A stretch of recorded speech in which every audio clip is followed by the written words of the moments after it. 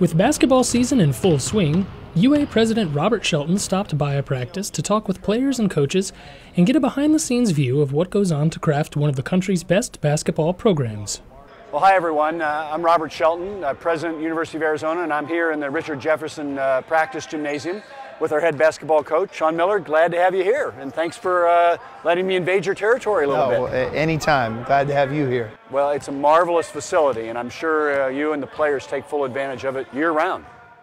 We do. One misconception sometimes about college sports is the fans sometimes only see you during your own season, but as we both know, everything is so year-round these days. And in the summer months in Tucson, the Richard Jefferson gym is used to develop our team, under the NCAA rules, but many times in an individual manner where they can work at their own leisure on shooting and so many different things. It's air conditioned. We have the new weight room that's going to be a part of it. But when you think of May, June, July, and August in particular, I would say 80% of the time our players work on their game in Tucson. It's in Richard Jefferson Gym, and the fact that a former player, it's named after him, says a lot about our great tradition. And the analogy that I draw is with our faculty and students who aren't student athletes.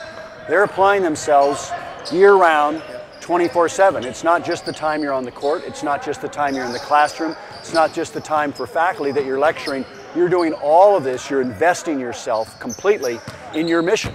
No question. And when you talk about total development of a student athlete, while our players are here in the summer utilizing this gym, they're also taking many times 2 summer classes. Yep. Not because they're trying to catch up, but in many cases, in most cases, to get ahead.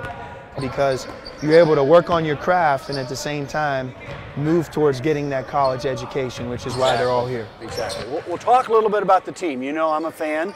They're playing hard. They're looking good. A lot of teamwork. What are your expectations, aspirations for this year? Well, we're 8-2 right now. We have 3 non-conference games left, and I think we started this year really with the premise that we're going to try and be better at everything that we did a year ago. A year ago was year 1 in many regards, and we were up against it.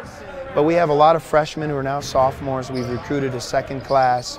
College basketball is like the real world. It's ever-changing. What we used to look at 5 years ago, it's hard to compare in some ways to today. In a way, the better player that you recruit, the more success you have. You tend to lose them earlier now than ever. But at the same time, developing the individual player, both on and off the court, to me, that's the focus of what we do. And if we do that well, great things will follow. That's well said.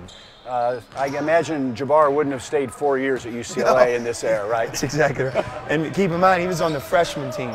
So not only when you look at Couldn't that play era, he wasn't even allowed to be a varsity student athlete in his first year. Right. Today's day and age, you'd see him for about 6 months. Yeah, exactly right.